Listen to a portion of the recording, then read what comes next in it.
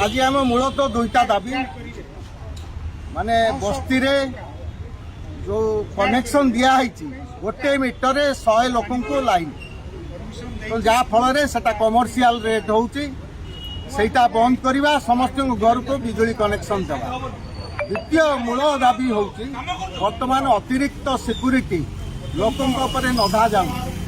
प्रत्येक कंज्यूमर से तार बिजुली नहीं सिक्यूरीटी डिपोजिट करी नहीं एवं जहाँ बिजुली जालुची से तार पैसा दौ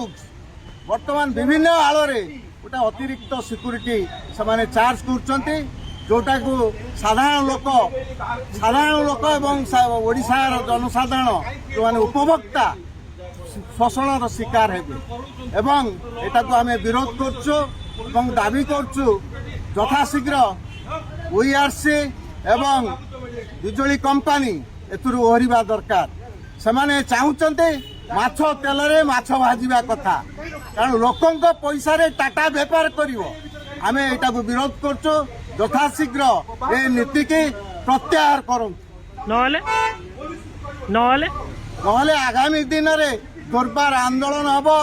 एवं कटक शहर हबो सारा राज्य रे हबो।